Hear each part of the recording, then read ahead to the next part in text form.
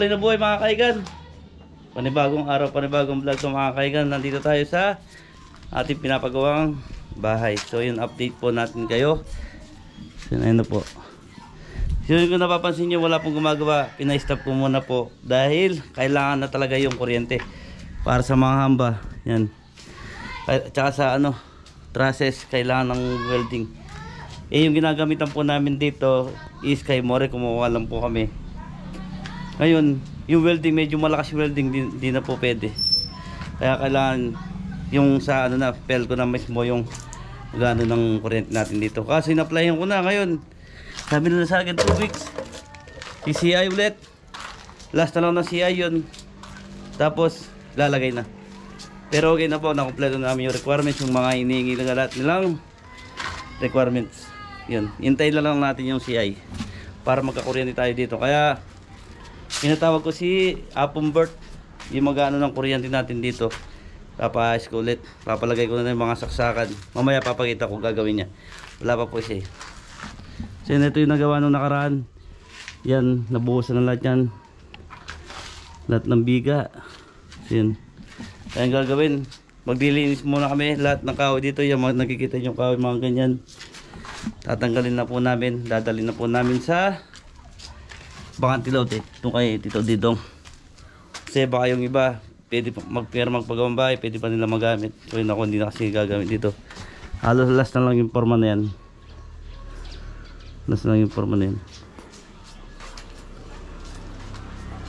So yun, magbabakalas na kaming forma. Tapos yung tambak, akakutin ko. Mag-aakot ako ng tambak, dadaling ko sa farm. Yung mga lupa-lupa sa baba, isasako, dadalhin sa farm. Yun lang muna yung mga update ko dito mga kaigan, dito sa ating napagawang bahay. So yun, maraming salamat sa lahat na tumulong sa akin dito sa bahay. Thank you lahat. Sa inyo lahat, pati mga subscriber at saka solid subscriber, lahat po nanonood sa akin, sumusuporta. Maraming salamat po sa inyo. God bless po. So yun, trabaho mo tayo, lilinis mo tayo para kahit pa paano luminis naman yung ating area. Bago dumating ulit yung gagawa, malinis. Kasi hintayin talaga yung kuryente, kailangan na talaga yung kuryente. Yan, pasensya na Kuya Met, tsaka Kuya Marlon, na kinausap ko sa kanila na i-stop muna. Hintayin na lang muna yung kuryente para dire-diretso yung gawa. Kasi tulad nito, dito may welding yung mga ambayan, may abang na bakal dyan. Mga yan. Kasi nakaraan pinapala, kasi hindi pwede yung ni Morito, yung kuryente. Yung grinder pwede pa kasi open mo yung grinder saglit tapos mamatay. Hindi ka yun na muna. Pero maglilinis na lahat siya, tatanggalin lang natin yan. Ito nakikita yung dahon, nagagalang dito sa taas. So yung puputulin yan pag mag-iero na. Nag-iusap naman kami. Etong side lang naman, hindi na mamamatay yung puno. Ito lang tatama sa yero, ayun lang yung puputulin. Tapos nag-iusap naman tayo. Lahat ng kahoy dyan, ano na yan, nakikita yun. Mamaya lilisin natin yan. Kasi yung sa baba mamaya ako na ipapagita. Tatanggal pa tayo ng mga forma.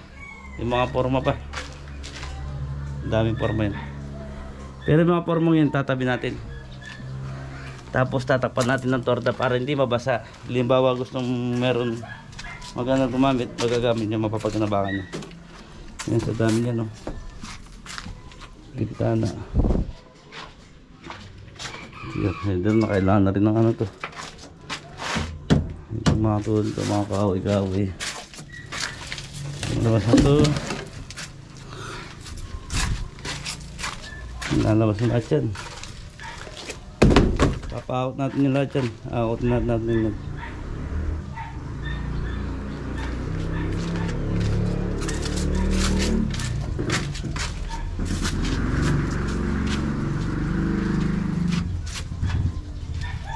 para at least bumalik na yung mga gumagawa, malinis po. Lang nila sinabi na di tayo naglinis at di natin pinabayaan. Babalik ko naman sila. Timbal ko na natin yung drum, tubo, palo, tapos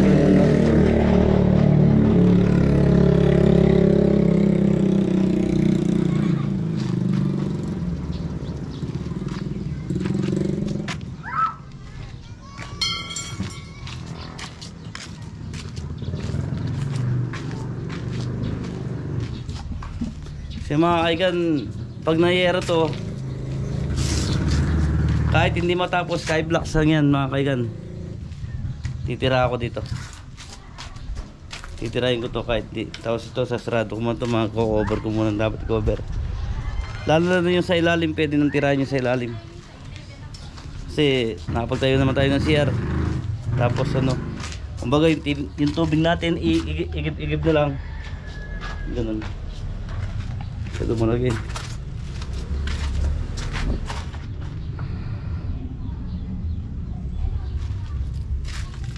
Tapos itong chassis mo rin, nakakaintindi na magplatada yun.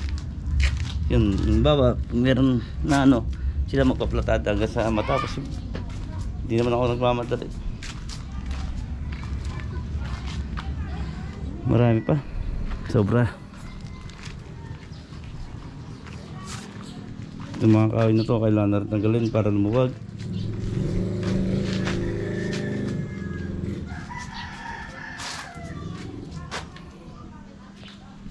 So mga kaigan, mag-ayos muna ako ng mga kahoy.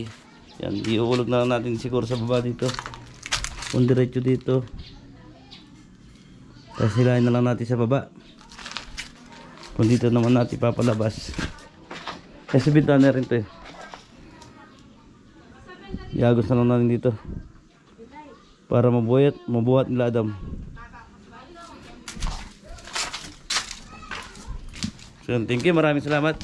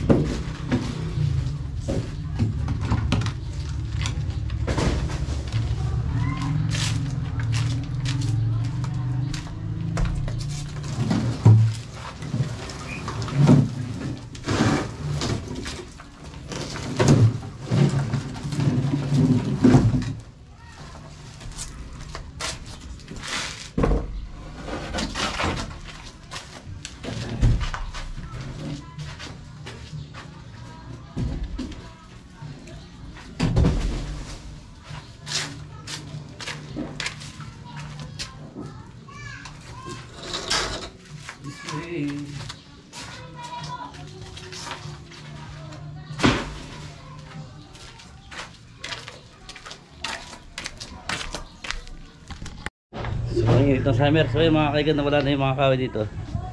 So yun, mga sakon lang ipon natin. Tapos yung daon, alisin natin to. Ayan yung mga kahoy, ang dami. Nakasama natin siya doon, tsaka si Mori.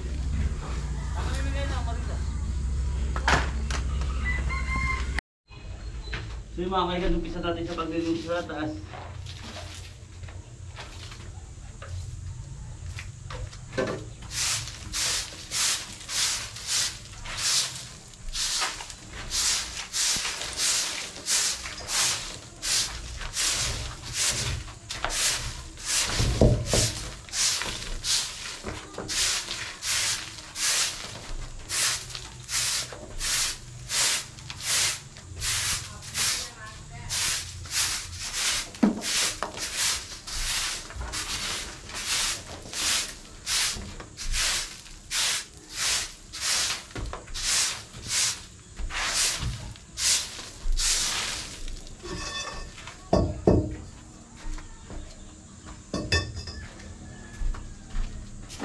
Ay!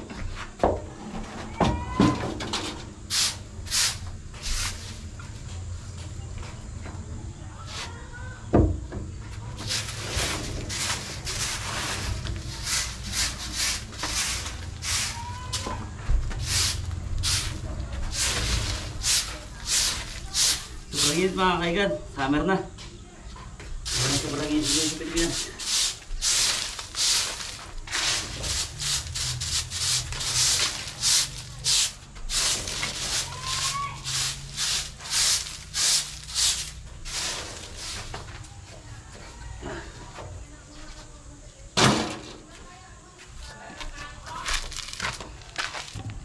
Ito yung inaakot nilang forma.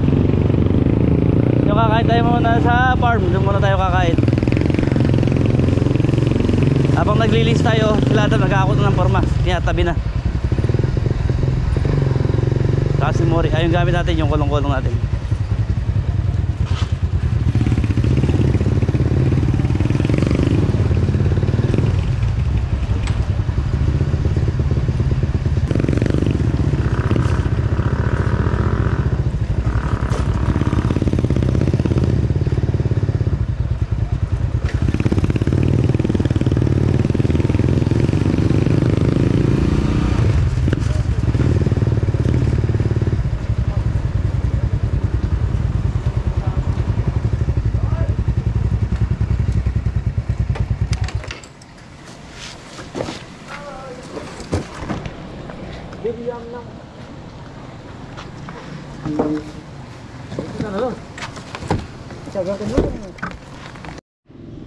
Yan, dito tayo sa bahay, napagtangali na tayo, napagpahinga na rin tayo. Yung sama natin pa rin si Atlan at si More. So dito muna tayo sa baba dahil sila magbabaklas sila ng forma sa taas, yung pinakita ko kanina. Tapos tayo, kutin na natin yan, dadalhin natin sa farm. Yung mga ito. Okay. Beli. So yun mga Beli, magbabaklas na si Pare Mori. Sisirain yung bahay ni Jeboy. Mga kabeli, pwede na natin baklasin to. Iwan lang natin to sa lalim. Hindi pa pwede yan. So yun.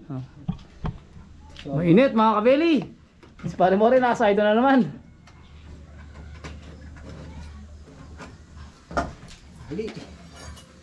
Asinta niya pa pala ganyan, no?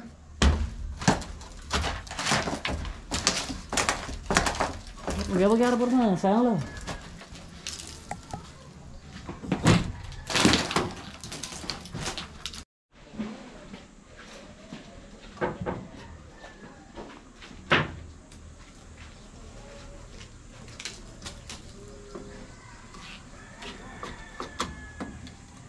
Po, kaya tutulog kayo mo, boss, ha? Kaya tutulog kayo mo, boss. Kaya tutulog kayo mo, boss, kaya rin like. Maglakbag yan kayo kayo.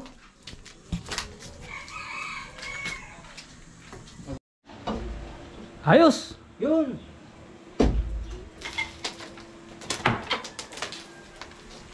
Ayos ne!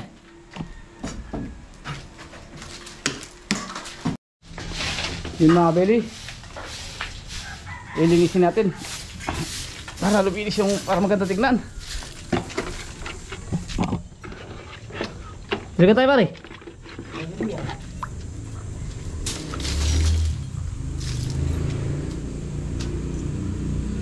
Ito kita timah rin po kapit. Kabili mainit.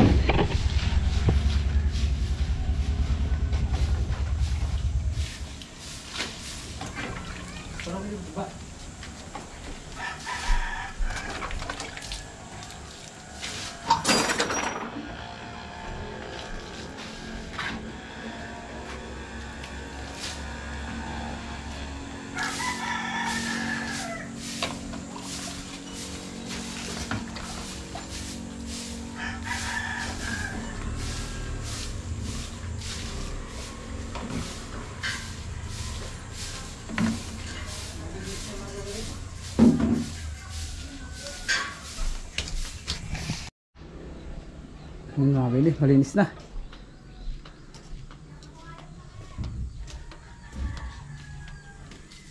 Malinis na po mga kabili. Malinis na, malinis na.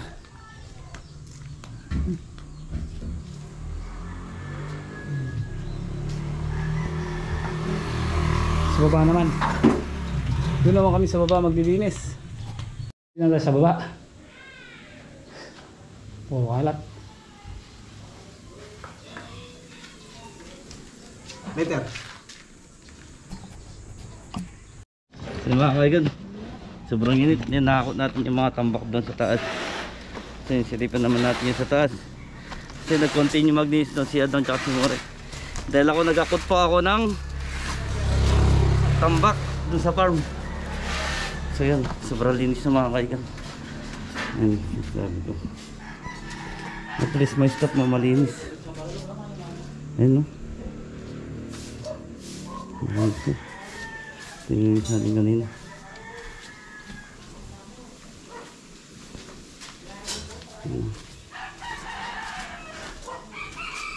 Is paano? Bago ma-stop, malinis.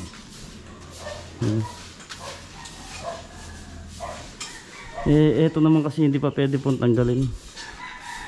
Yung tukod kasi medyo sariwa pa. Etong tie beam. Yan. Yung tinanggal muna yung sliding. Okay, ganun yan. Ang dali na lang tanggalin to. Itong kahoy na to. Hindi pwede tanggalin to. Sariwa pa.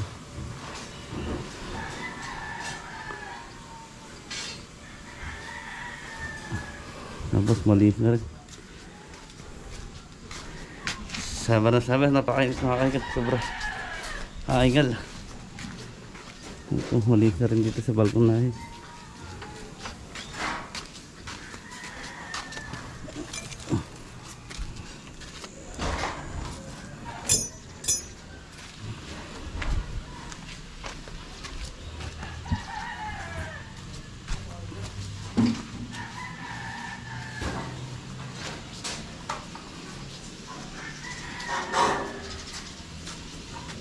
Kahit pa paano, pag hapon pwede tayo tumambay dito. Yan, malinis na. So mga kaigan, sa baba na lang yung anin natin. Nilinisin. Nakakot ko na rin yung mga tambak dinala ko sa farm. Doon ko dinadala yung tambak sa farm.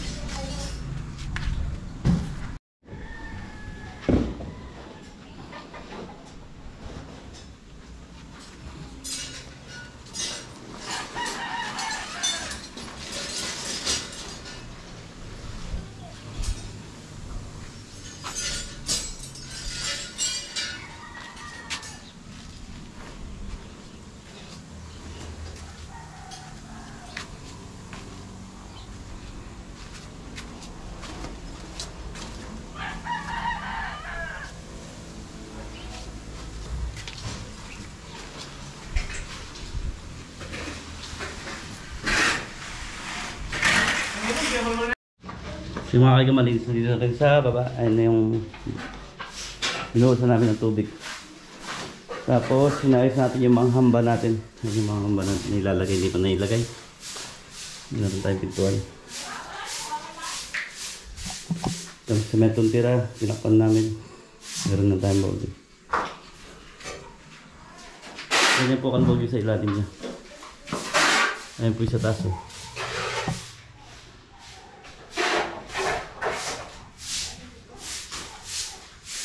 Binubuhasan namin ng tubig para yung halikabok hindi po siya maano, hindi magpiparan yung mga halikabok. Yung tatakpan na rin yan. Dahil dito mating yung nag-electrical natin. Siguro may nisikasong importante. Kala ko darating.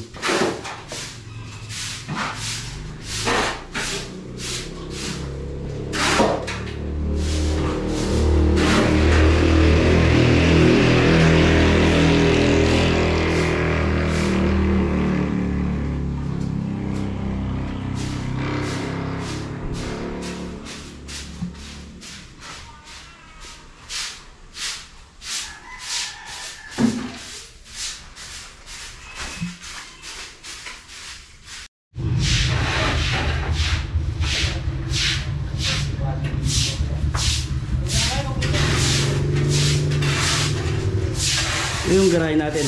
Yung maliit na rin yung garahe natin.